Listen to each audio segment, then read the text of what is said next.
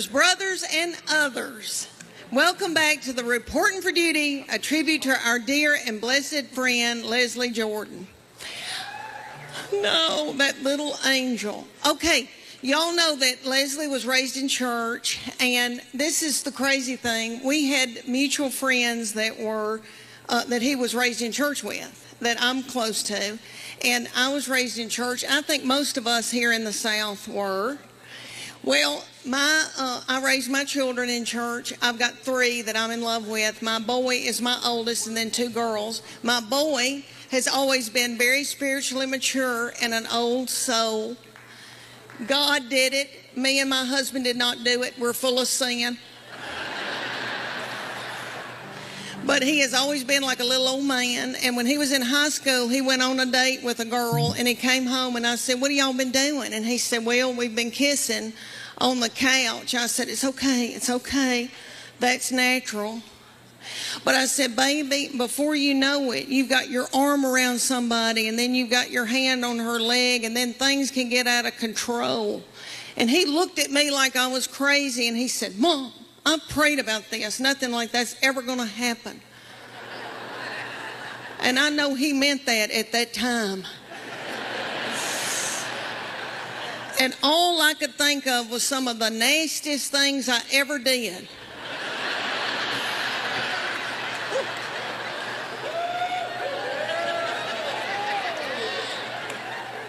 Was at the Adams United Methodist Youth Fellowship.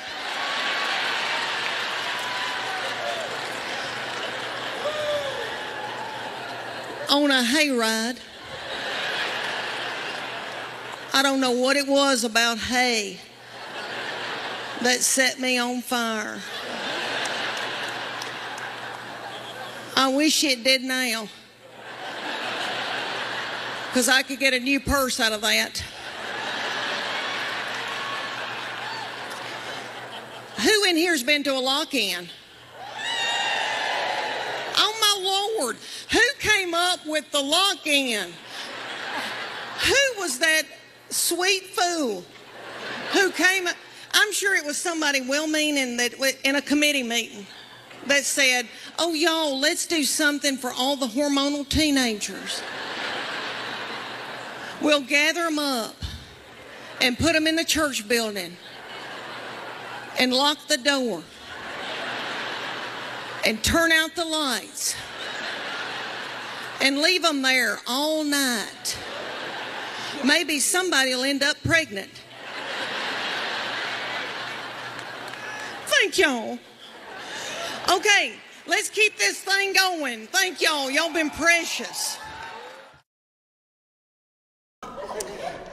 All my children are yummy, and I'm in love with them, and I love my girls, and I know that when I'm in the nursing home, they'll be the ones to come and pluck my chin hairs.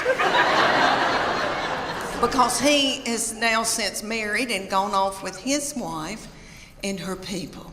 And that's what boys do. They cling to their wife. That's biblical. He said to me, "Mom, she is now my immediate family. You are my extended." That's what he said to me right before they got married. And he said, "Mom, that's biblical. I'm supposed to cling to my wife." And I thought, why did I show him the Bible? Well, he has always been spiritually mature. We call him our little Billy Graham. My husband and we didn't do it. God did it. I'm full of sin. Okay. I've been washed in the blood, but I've been a horrible, horrible person. Not too bad, but okay. So this baby has been just like an old man all of his life. Let me give you an example. He had a little girlfriend in high school, and he would go over to her house and they'd watch movies. And he came home one night and he used to tell me everything. And I said, "What y'all been doing?" He said, "Well, we've been watching television and kissing on the couch." And I said, "Okay, baby, okay. That's all right. That's normal." But I said, before you know it, you've got your hand on somebody's leg, your arm around, and things can get out of control. And I just say, slow it down. He looked at me like I was crazy. And he said, "Mom, I've prayed about this." Nothing like that's going to happen. And I know he meant that. And all I could think of to myself was some of the nastiest things I ever did.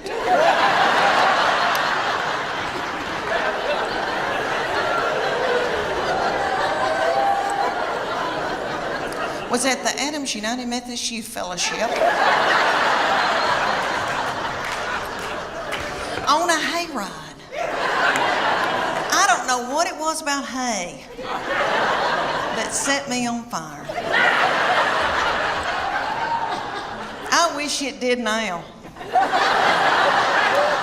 because I could get a new purse out of that. Okay, y'all, have you ever heard of lock-in? I know everybody in here that has been from Chattanooga has probably been raised in church. Okay, I don't know who that little darling, sweet fool was that came up with the lock-in. Probably a little woman in a committee meeting. And she probably said, oh gosh, y'all, let's come up with something for all the hormonal teenagers. Let's gather them up and put them in the church building and lock the door and turn the lights out and leave them there all night. Maybe somebody will end up pregnant. My husband and I both play sports, and we love sports. And I know y'all are thinking, you sissy thing, you didn't play sports, but I did. I should have cared more. I was worried about my hair, but anyway, we loved it, and we pushed our 4-year-old, our oldest, when he was 4, we made him do t-ball. And I was thinking about it because it's t-ball season right now. And t-ball, if you don't know anything about t-ball season, it's about 110 degrees outside. The games last about 3 hours. It's little children with looks like they got a pull-up on under their baseball pants. Nobody ever hits the ball, throws the ball, makes contact with the ball. My boy hated it and laid in a fetal position on his glove the entire season. And every once in a while, he'd pop his little head up and say, water. And my middle child was about 2.5 at the time, and I said, please take your brother bottled water out there to the field.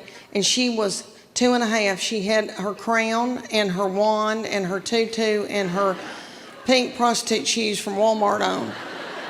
And she went running out to the field and stopped and got a glazed look over her eyes, pulled her panties to the side, and pooped in the t-ball field.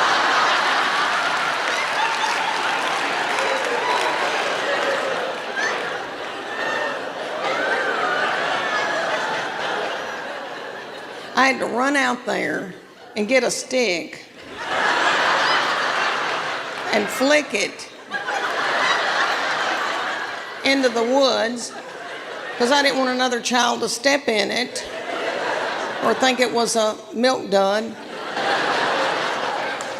But he refused to play sports until he was probably about in middle school. He was so traumatized by all of that. My baby child is in 4th grade now. I cannot believe it. When she went to kindergarten a few years back, that was going to be the first time that I was going to be by myself all day long from 8 to 3, all by myself. I nearly grieved myself to death. I thought, Lord, what am I going to do with all this time on my hands? I hope I don't get hooked on whiskey and start honky-tonking.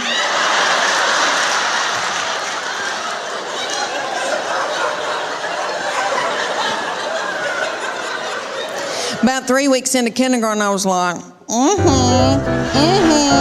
it's your birthday, Now I ain't gonna get a pap smear without somebody sitting on my head.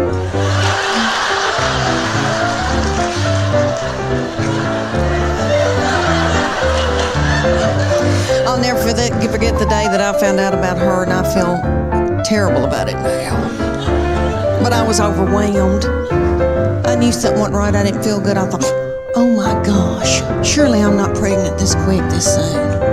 And you know when you gotta know something, you gotta know it right then. I had to know right then. I grabbed up my 2 babies and diaper bag and all that stuff you take with you everywhere you go, and I went to the Walmart in the foothills of the Appalachian Mountains.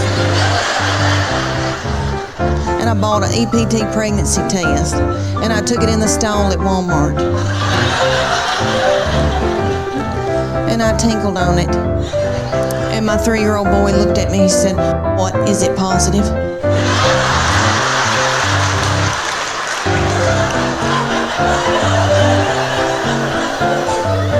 And it was. So I drove home just as fast as I could, and I called my husband at work.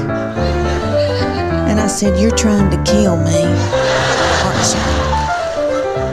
With a slow vaginal death. Is that what you're trying to?" "Well, you're not going to. You better get home right now, because I'm going to walk out in the woods and let the animals eat me."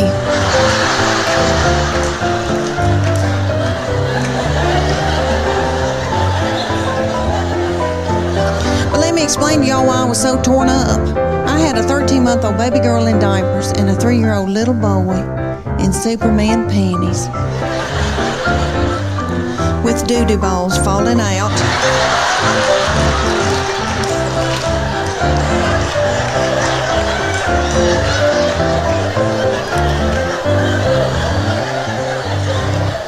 At the grocery store. I thought, oh my Lord, did anybody see that? I don't have anything in my purse to pick it up with. Is some little child gonna think it's a milk dud?